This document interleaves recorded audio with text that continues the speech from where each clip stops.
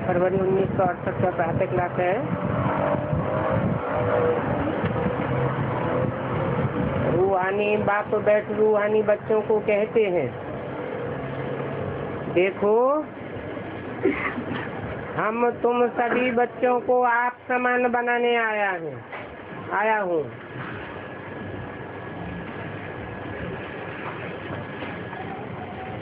कैसा आप समान बनाने आया हूँ? तुम सभी बच्चों को बना। कितने बच्चों को आप समान बनाने आया हूँ? तुम सभी माना कितने? 4.5 लाख। 4.5 लाख आप समान बनेंगे। तुम सभी बच्चों को आप समान बनाने आया हूँ। आप समान कैसे बना देंगे?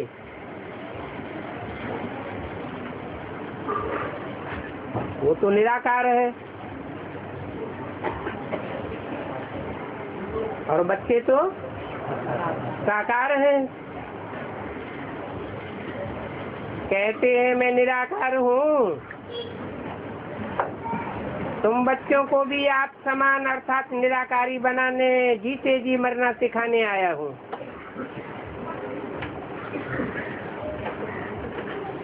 बाप अपन को आत्मा समझते हैं ना, तो शरीर का भान नहीं है। शरीर में रहते हुए भी शरीर का भान नहीं। ये शरीर इनका तो नहीं है। तो तुम बच्चे भी शरीर का भान निकालो, क्योंकि तुम आत्माओं को मेरे साथ चलना है। नहीं तो मेरे साथ जा नहीं सकेंगे। ये शरीर तो जैसे मैंने लोन लिया है, ऐसे तुम भी समझो कि तुम आत्मा ने ये शरीर लोन लिया है पार्ट बजाने के लिए। तुम तो जन्म जन्मांतर शरीर लेते आए हो। अभी मैं जैसे जीते जी इसमें हूँ, परंतु हूँ तो न्यारा। मरना शरीर छोड़ने को कहा जाता है। तुमको भी जीते जी शरीर से मरना है। मैं भी आत्मा हूँ, तुम भी आत्मा हो। तुमको भी मेरे साथ चलना है या यहाँ ही बैठ जाना है। तुम्हारा शरीर में जन्म जन्मांतर का ममत्व है।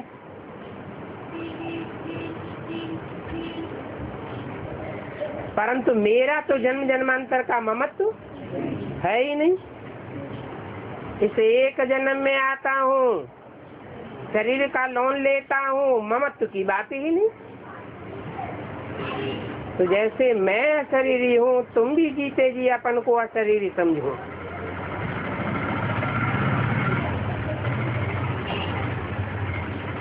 हमको अभी बाबा के साथ जाना है। जैसे बाबा का ये पुराना शरीर है, हम आत्माओं का भी ये पुराना शरीर है। इस पुरानी जूती को छोड़ना है। जैसे मेरा इनमें ममत्व नहीं है, तुम भी इस पुरानी जूती से ममत्व निकालो।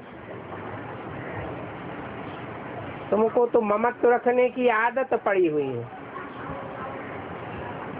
हमको तो आदत नहीं है, मैं तो जीते जी मरा हुआ हूँ। तुमको भी जीते जी मरना है, मेरे साथ चलना है तो अब ये प्रैक्टिस करो। शरीर में कितना भान रहता है बात मत पूछो। शरीर रोगी हो जाता है तब भी आत्मा उसको छोड़ती नहीं है।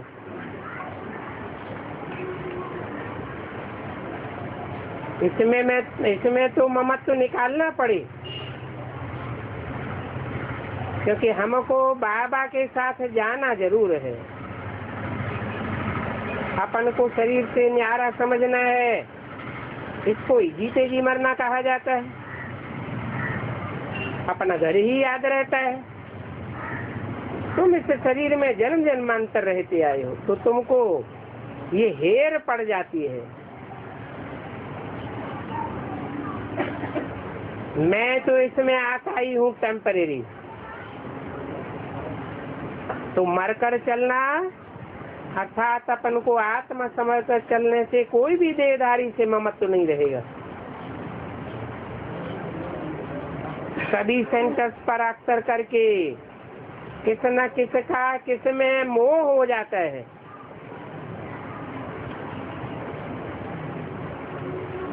सबका नहीं हो जाता, लेकिन किस न किस का मोह सभी सेंटर्स पर हो जाता है। तो उसका रिजल्ट क्या होता है? बस उसको देखे बगैर रह नहीं सकेंगे। ये देहधारी की याद एकदम नीचे गिरा देगी।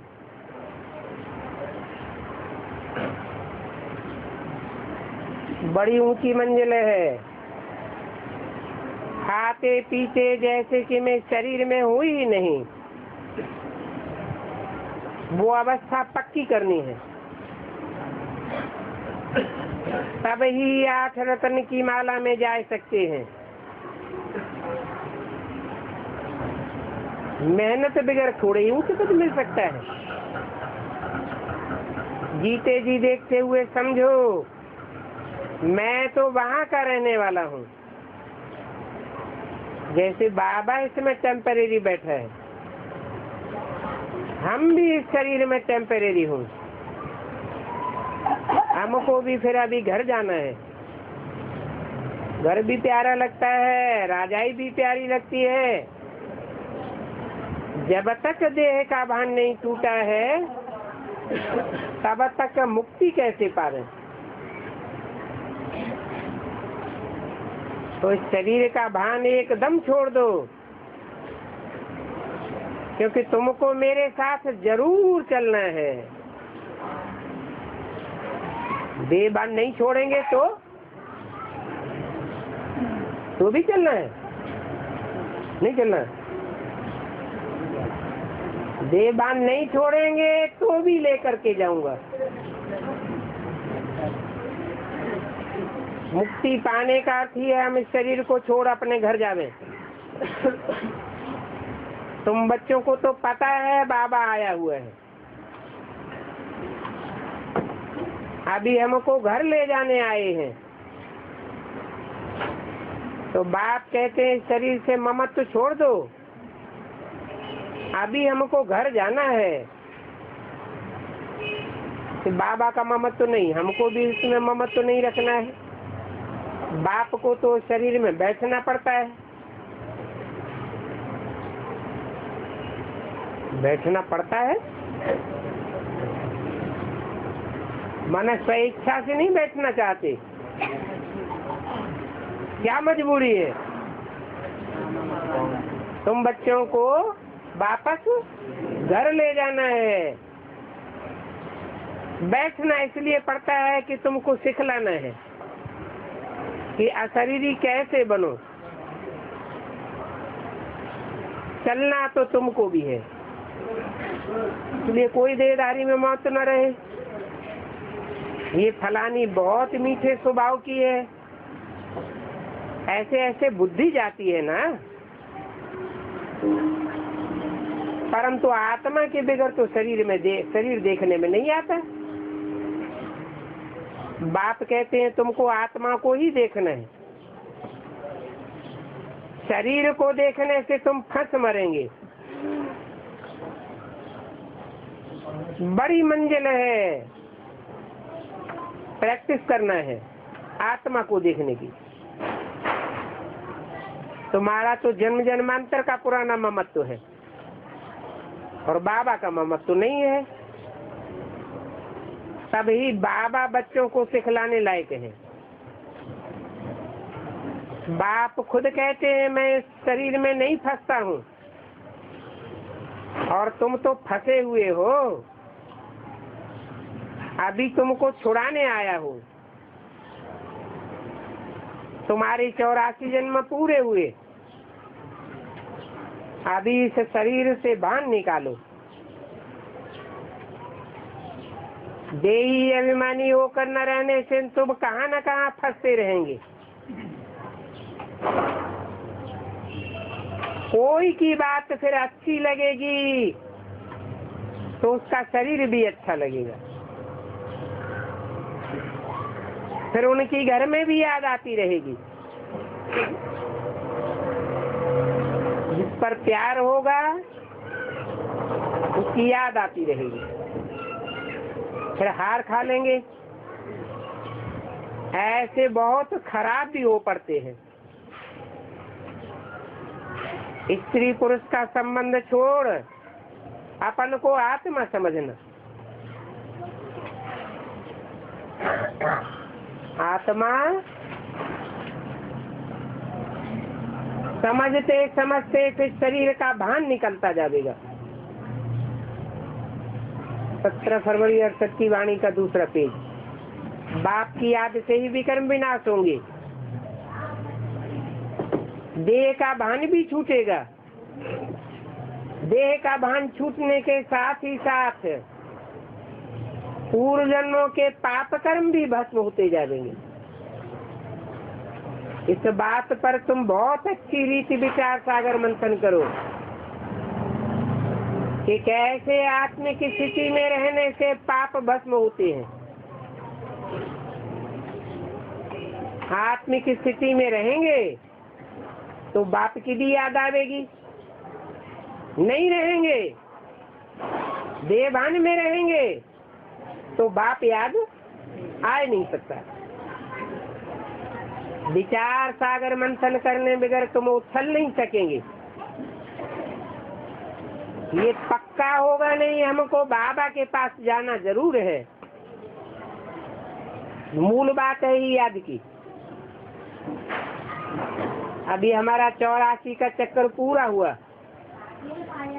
अभी फिर शुरू होना है। हमको घर तो जरूर जाना है। इस पुरानी देह से ममत्व न मिटाया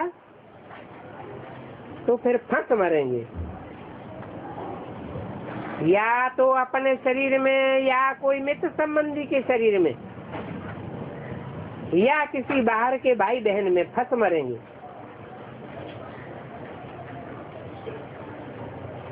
ऐसे भी होता है अपनी स्त्री बहुत फर्स्ट क्लास होते हुए भी कोई दूसरी काली से दिल लग जाती है तो उससे फंस मरते हैं।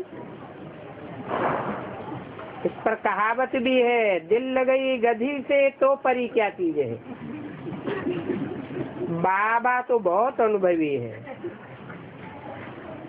अभी तो तुमको यहाँ कोई से दिल कदाचित नहीं लगानी है।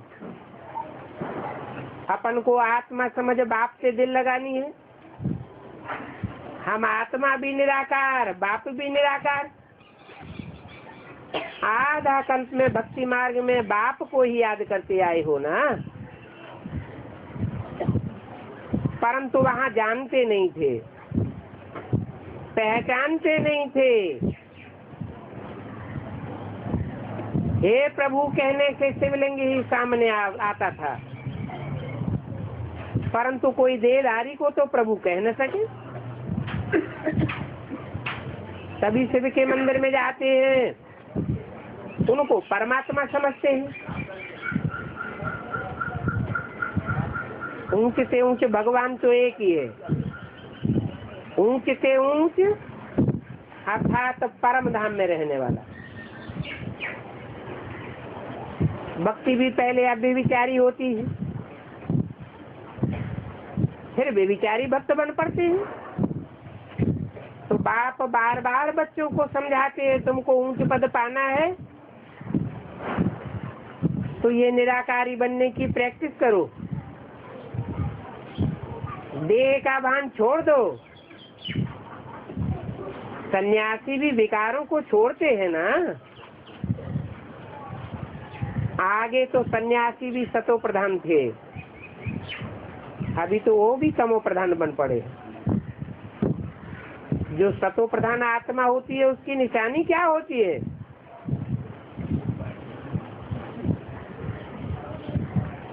सतो प्रधान आत्मा कशिश करती है, क्योंकि आत्मा पवित्र है तो अपवित्र आत्माओं को खींचती है।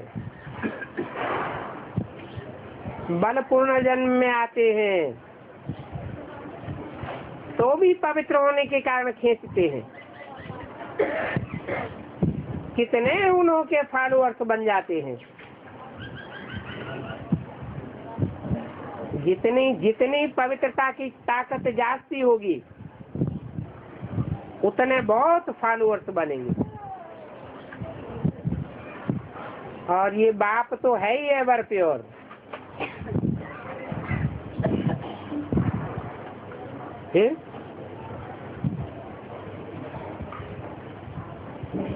बाप आते हैं तो एवर प्योरिटी के कारण अनेक क्यों नहीं फॉलोअर बन जाते।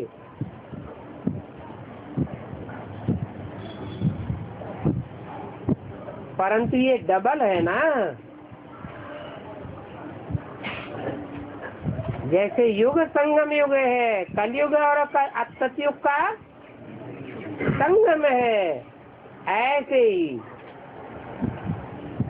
एवर प्योर और एवर इम्प्योर का संगम है। डबल है, परंतु सारी ताकत किसकी है? डबल प्योर की ताकत है या डबल इम्प्योर की ताकत है? प्योर की ताकत है। इनकी ताकत नहीं है। शुरुआत में तुमको उन्होंने कशिश की,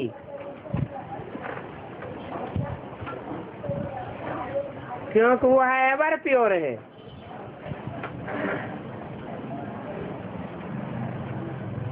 शुरुआत में कशिश की,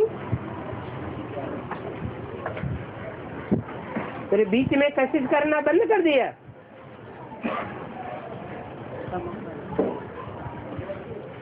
या प्योर नहीं रहा।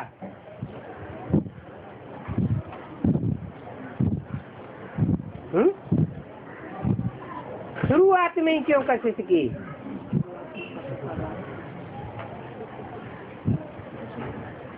क्योंकि शुरुआत में पार्ट कुछ और था और बाद में पार्ट बदलता गया। कैसे? मेरी आत्मा का नाम शिव है, ज्योति बिंदु का ही नाम शिव है। वो नाम कभी बदलता नहीं, परंतु जब शरीर बदलते हैं तो नाम भी बदल जाता है और कुछ न कुछ काम भी बदल जाता है। तो यज्ञ के आदि में और फिर मध्य में शरीर बदलते रहे या एक ही ब्रह्मा का तन रहा? बदलते गए। अभी तुम जानते हो कि तुम कोई इनके पिछाड़ी नहीं भागे। किनके? दादा लेखराज ब्रह्मा के पिछाड़ी नहीं भागे। ये तो कहते हैं मैं तो पतित था। जो गृहस्थी होगा वो जरूर पतित ही होगा। सबसे जास्ती पूरे 84 जन्म यह प्रवृत्ति मार्ग में रहा, तो ये तो खींच नहीं सकता। बाप कहते मैंने तुमको खींचा है,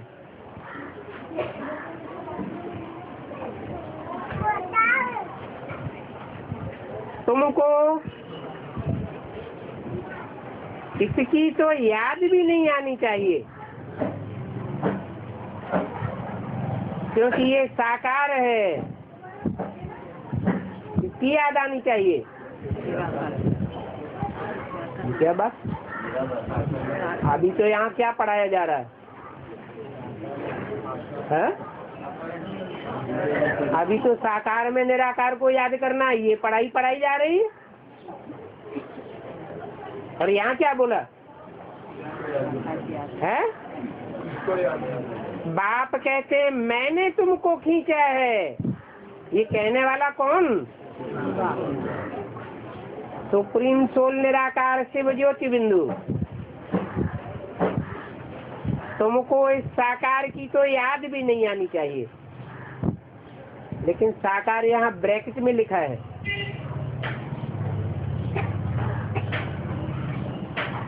इस साकार की बात है। ब्रह्मा ने जो पुरुषार्थ किया जब तक, तब तक निराकारी बीज रूप स्टेज नहीं बनी, इसलिए बोला इस साकार की याद भी नहीं आनी चाहिए, इनका चित्र भी नहीं रखना चाहिए। बल सन्यासी पवित्र रहते हैं, परंतु मेरे जैसा पवित्र तो कोई नहीं होता। मेरे जैसा पता कैसे लगेगा?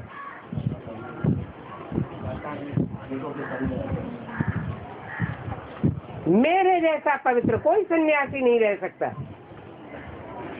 मैं जितना एवर प्योर हूँ उतना पवित्र और मेरे जैसी प्योरिटी और कोई में हो नहीं सकती। कैसे? क्या कंपैरिजन है? हाँ, यही कंपैरिजन है। और तो संग के रंग में आकर सब नीचे गिरते हैं, परंतु मैं कोई के संग के रंग में नहीं फंसता हूँ। वो सन्यासी आदि तो सब भक्ति मार्ग के शास्त्र आदि सुनाते हैं, परंतु मैं तो तुमको सभी वेदों शास्त्रों का सार समझाता हूँ। माना वो वेदों शास्त्रों के विस्तार में ले जाते हैं। पहले वेद निकले, वेदों की फिर व्याख्याएं हुई, तो ब्राह्मण निकले, आरण्यक निकले, फिर व्याख्याएं हुई, तो विस्तार होता गया ना। उपनिषद निकले, उनकी भी व्याख्याएं हुई, तो पुराण निकले। अभी तो देखो शास्त्रों का कितना विस्तार हो गया। एक ही गीता की सैकड़ों टीकाएं हो गई। तो वो मनुष्य गुरु तो विस्तार में ले जाते हैं, और मैं तुमको शास्त्रों का सार सुनाता हूँ। चित्र में दिखाया है विष्णु की नाभि कमल से ब्रह्मा निकला।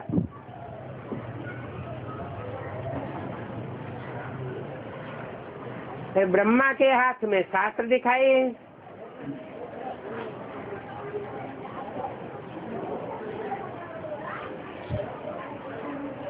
अब विष्णु तो ब्रह्मा द्वारा शास्त्रों का सार नहीं सुनाते।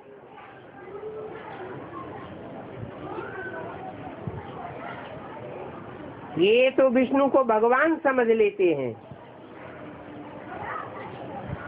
बाप समझाते हैं, विष्णु कोई ब्रह्मा के मुख से नहीं सुनाते हैं। मैं इन द्वारा सुनाता हूँ। मैं कोई विष्णु थोड़े ही हूँ। जैसे कृष्ण का उल्टा समझ लिया है, वैसे ही विष्णु का भी उल्टा समझ लिया और वो चित्र लगाई दिया है। कहाँ ब्रह्मा और कहाँ विष्णु, क्या फर्क है? ब्रह्मा पतित को कहा जाता है और विष्णु पावन को कहा जाता है। 84 जन्मों के बाद फिर ये संगम होगा। कौन सा संगम? पतित ब्रह्मा और पावन विष्णु का संगम होगा। ये तो नई नई बातें हैं, कितनी वंडरफुल बातें हैं समझाने की।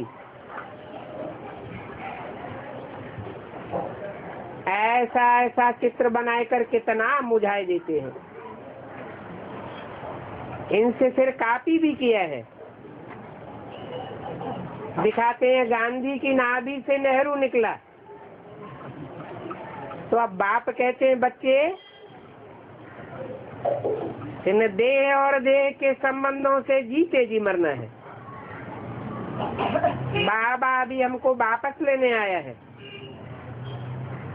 तो यहाँ सब से ममत्व हटाना है। यहाँ रहते हुए ममत्व मिटाना मेहनत है। देखते हुए हम आत्मा को देखते हैं, तो फिर ममत्व नहीं रहेगा। इसको कहा जाता है जीते जी मरना। तुम शरीर में जीते हो ना, समझते हो हम आत्मा है, हम बाबा के साथ चले जाएंगे। ये शरीर आदि जो कुछ है कुछ भी लेकर के नहीं जाना है। अभी बाप आया हुआ है, तो बाप आए हैं तो कुछ तो नई दुनिया में ट्रांसफर करेंगे ना। अभी हम अपना सब कुछ नई दुनिया के लिए ट्रांसफर करते हैं। कोई में भी ममत्व न रहे। मनुष्य दान पुण्य आदि करते हैं दूसरे जन्म में पाने के लिए। तुमको तो इस पुरानी दुनिया में नहीं मिलना है। कहाँ मिलेगा? नई दुनिया में ट्रांसफर होकर मिलेगा। तुम साक्षी होकर के देखते रहेंगे। कुछ भी कहने की भी दरकार नहीं है। फिर बाप ये भी समझाते हैं जो कुछ करते हैं उसका भी अहंकार नहीं आना चाहिए। अरे तुम देते हो या वापस लेने के लिए देते हो? कोई बैंक में पैसा जमा करता है तो ये अहंकार रहता है कि हमने बैंक को दिया। ये भी ईश्वरीय बैंक है। तुम वहां जाकर के लेंगे ना। हम आत्मा ये शरीर ही छोड़ करके जाएंगे। 17 फरवरी सन 68 की वाणी का 3रा पेज। और वहां जाकर के नई दुनिया में जरा जाकर के बाबा से लेंगे। नई दुनिया में बाबा होगा है? मरने वाले तो बहुत है ना। मरने वालों की संख्या ज्यादा है या जिंदा रहने वालों की संख्या ज्यादा है? फिर नंबरवार आते रहेंगे। गाया भी जाता है राम गयो रावण गयो जिनको बहु परिवार। रावण का परिवार कितना बड़ा है और तुम तो मुट्ठी भर हो। ये सारी रावण संप्रदाय है। और तुम्हारा राम संप्रदाय कितना थोड़ा है।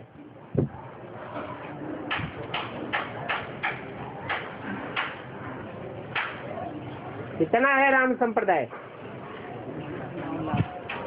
सूर्यवंशी और चंद्रवंशी। तुम पृथ्वी के सितारे हो ना। माँ बाप और तुम बच्चे, तो बार बार बाप बच्चों को समझाते हैं मर्जीवा बनने की कोशिश करो। देखा जाता है कोई अच्छी कुमारी व युवा मापता देखते हैं तो उनकी देह में ममत्व हो जाता है। अरे ये तो बड़ी अच्छी चीज है। कितना ललचायमानी होती है, दिल में आता है ये तो बहुत मीठा समझाती है। माया ललचाए देती है ना। तकदीर में नहीं है तो फिर माया सामने आ जाती है।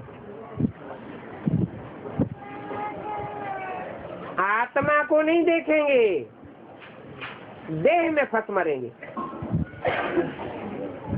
उनको फिर कितना भी समझाओ और ही उनका गुस्सा बढ़ता जाएगा। ये नहीं समझते हैं ये हमको देहाभिमान से छुड़ाते हैं। तकदीर में नहीं है तो जोर से समझाने से और ही टूट पड़ते हैं। इसलिए बाप प्यार से चलाते जाते हैं। कोई की दिल लग जाती है तो फिर बात मत पूछो। जैसे कि पागल हो जाते हैं, बस मैं तो फलानी से ही शादी करूंगा। यहाँ भी आकर के कहते हैं हमको फलानी से शादी कराओ। कहा जाता है चुप होकर के बैठो, नहीं तो यहाँ से भाग जाओ। ऐसे ऐसे भी होते हैं। माया है ना, एकदम बेसमझ बनाई देती है। इसलिए बाप कहते हैं कभी भी किसी के नाम रूप में नहीं फंसना है।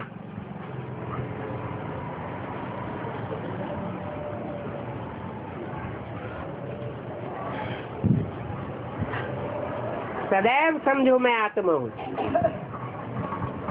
एक ही बाप है जो कि देही है, उनसे ही प्यार रखना है। यही मेहनत है। बाबा की मुरली तो सभी सेंटर पर सुनेंगे, परंतु कोई की भी देह में ममत्व न हो। ऐसे भी नहीं है कि घर में बैठे बैठाए वो ज्ञान देने वाले याद पड़ते रहे। ये बहुत मीठी है, बहुत अच्छा समझाती है। अरे मीठा तो ज्ञान है ना, मीठी आत्मा है। शरीर थोड़ा ही मीठा होता है, शरीर तो विनाशी है।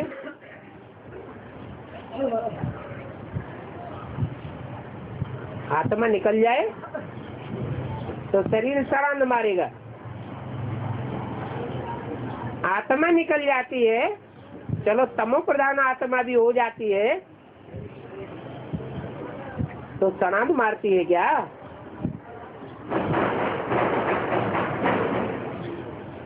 शरीर और आत्मा, बात करने वाली आत्मा है ना। शरीर पर आसुक नहीं होना चाहिए। इसलिए बाबा कहते हैं फोटो आदि भी मत रखो। अगर फोटो आदि रखेंगे तो फंस मरेंगे। बाबा को ये बहुत ख्याल आता है फोटो न रखें।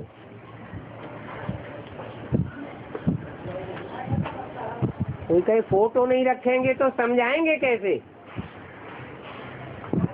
समझाने के लिए तो त्रिमूर्ति में चित्र लगा ही हुआ है। वो ही काफी है।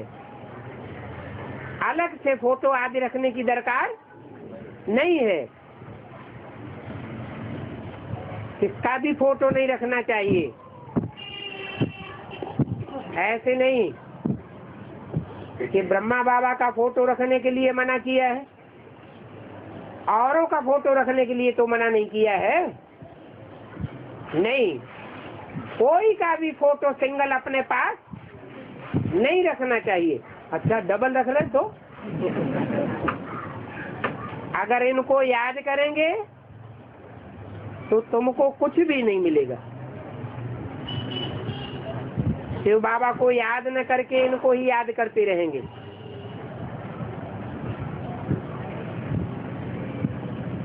अच्छा,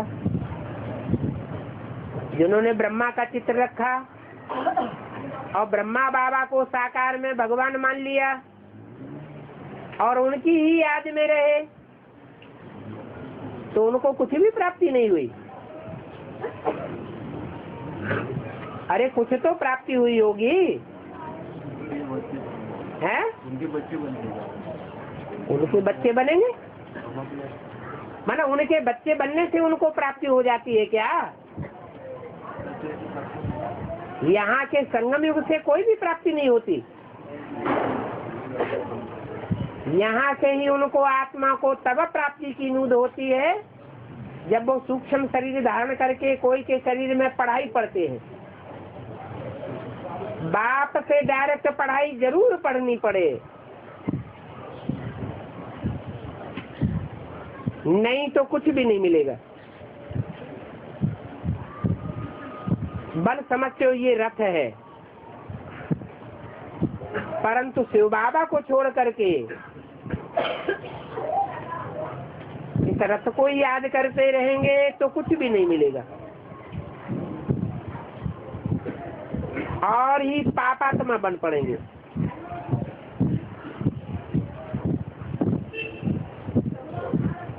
शिव बाबा को छोड़ रथ को याद करते रहेंगे तो कुछ भी नहीं मिलेगा। शिव बाबा को छोड़ अगर फोटो को याद किया तो समझो और ही गिर पड़ेंगे। इसलिए कोई भी चित्र नहीं रखना चाहिए, नहीं तो उसमें फंस मरेंगे। आजकल तो भक्ति मार्ग का बहुत होना है। आनंदमयी माँ, बस माँ को ही माँ माँ करते रहेंगे। अच्छा, आनंदमयी माँ है तो उसका बाप कहाँ है? माँ बाप बिगड़ कहाँ से आवेगी?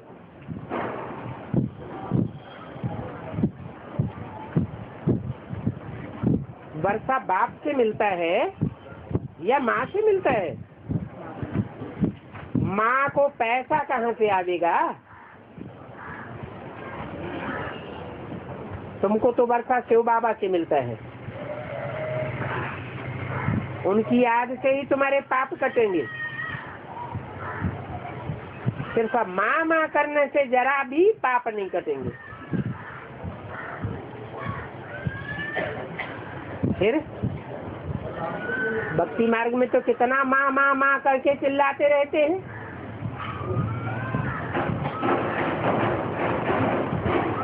तो उनको सुख का, शांति का वर्षा नहीं मिलता है क्या?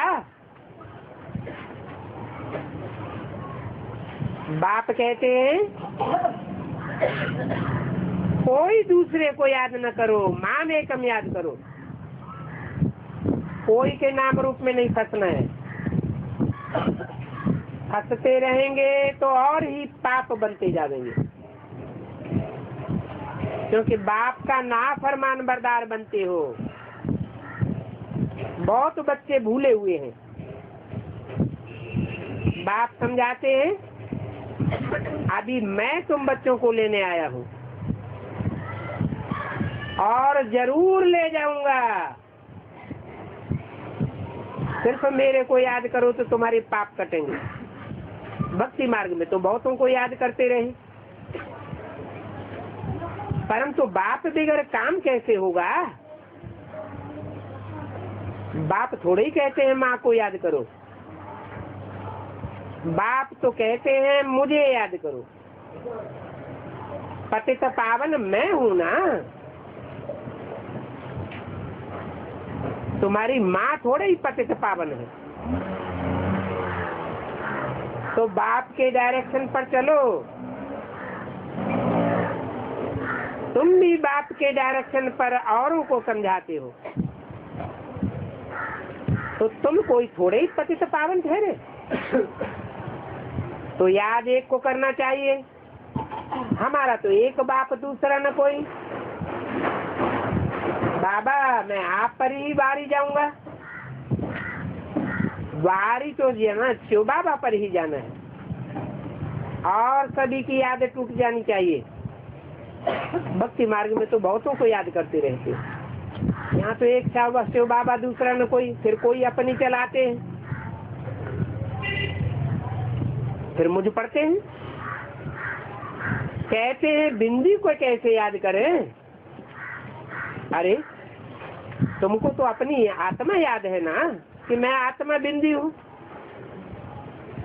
तुम्हारा बाप भी बिंदी है, बाप से वर्षा मिलता है। माँ तो फिर देहधारी हो जाती है, बाप बीज को कहा जाता है। बीज है निराकार और बाप है, हा? बाप है निराकार, परंतु उसको आधार चाहिए। आधार साकार होगा या निराकार होगा? आधार होता है साकार। तो वही एक बाप से वर्षा मिलना है। इसलिए और सभी बातों को छोड़ एक से बुद्धि का योग लगाना है। याद से सबके पाप कटेंगे, और कोई दूसरे की याद से एक भी पाप नहीं कटेगा, और ही करते जाएंगे। तो बाप को याद करने में मेहनत है। कहते हैं बाबा हम योग में नहीं रह सकते। अरे तुम तो महामूर्ख हो, बाप की याद में नहीं रह सकते। 17:2 की वाणी का 4था पेज। तुम आत्मा अपने बाप को याद नहीं कर सकते हो। देवभान में आकर के कहते हैं कि हम याद नहीं कर सकते हैं। आत्माभिमानी बने हो तो ये कहने की दरकार ही नहीं कि हम आपको याद नहीं कर सकते। इसमें बड़ी विशाल बुद्धि चाहिए। बुद्धि नहीं होती है तो बेताले हो जाते हैं। बाप तो कहते हैं माँ में कम याद करो, तब ही तुम्हारे पाप कटेंगे। देहधारियों को याद करने से तुम पतित बने हो। अभी अपन को देही समझो, देही के बाप को याद करो। कई मम्मा बाबा के फोटो लेते हैं। मैं कह देता हूँ कि तुम गिर पड़ेंगे।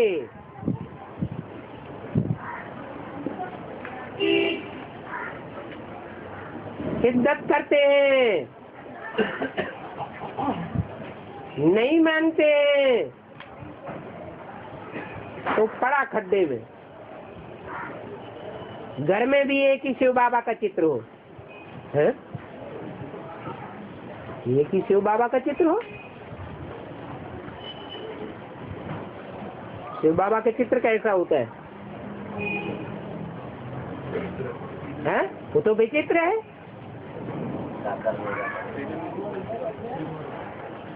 बाप तो इतना समझाए फिर भी कह देते हैं मन मना भव। ये बाबा भी गीता ही पढ़ते थे और लक्ष्मी नारायण की पूजा करते थे।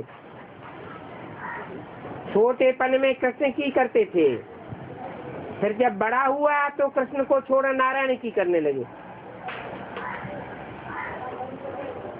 लक्ष्मी का भी चित्र निकाल दिया। फिर आखिरी नारायण के चित्रों को भी छोड़ दिया। अभी तो शिव बाबा को ही याद करना है, देहधारी को याद करना ही नहीं है। शिव बाबा तो एवर प्योर है, और ये तो पूरे 84 जन्म लेने वाला पतित है। वो बाप है एवर प्योर, और ये है एवर इम्प्योर। इनकी सारी हिस्ट्री बताई। तो अभी बाप कहते हैं सबको वापस जाना है, इसलिए एक बाप को याद करना है। इसमें बड़ी मेहनत लगती है। बाप बच्चों को कहते हैं हमसे भी जास्ती तुम योग लगा सकते हो।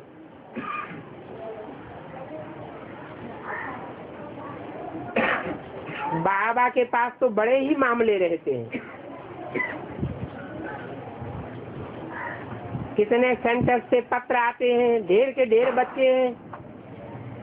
कब किस सेंटर से, कब किस सेंटर से ऊंचे नीचे समाचार आते रहते हैं। समाचार आता है ब्राह्मणी भी कहीं फंस मरी। माया बड़ी जबरदस्त है, एकदम गटर में गिर पड़ते हैं। इन सभी बातों का ख्याल तो बाबा को रहता है, तो बड़ी मेहनत लगती है। सब प्रकार के समाचार बाबा के पास आते हैं। इसलिए बाबा कहते हैं गुड़ जाने गुड़ की बोतरी जाने।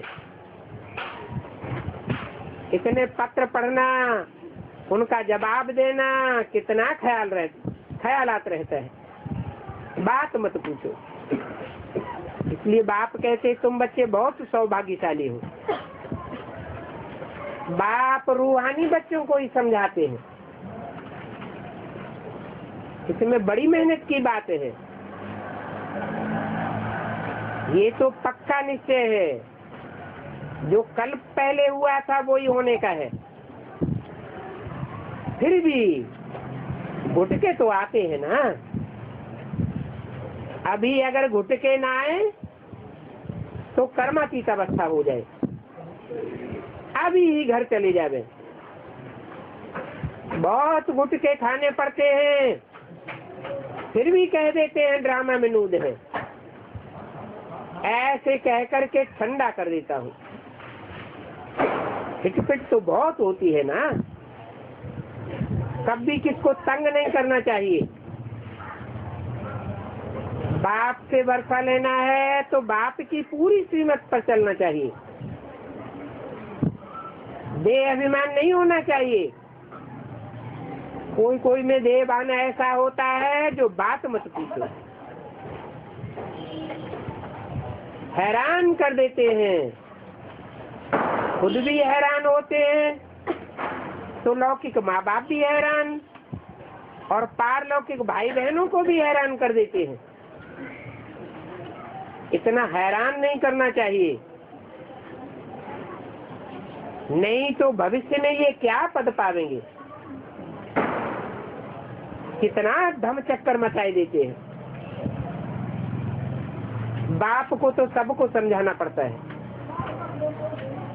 बहुत मीठा गुलगुल खुशमिजाज बनना है और सभी से प्यार से रहना है।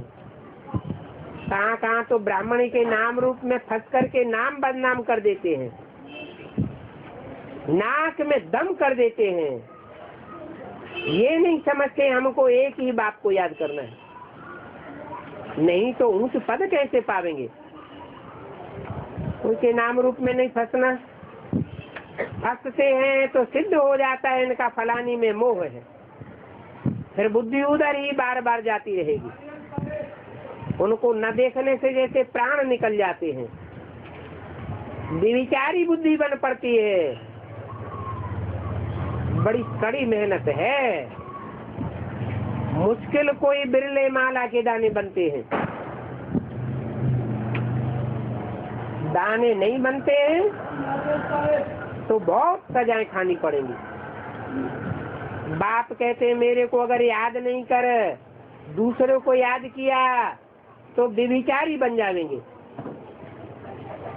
भक्ति मार्ग में तुम सिर्फ मेरी ही पूजा करते हो,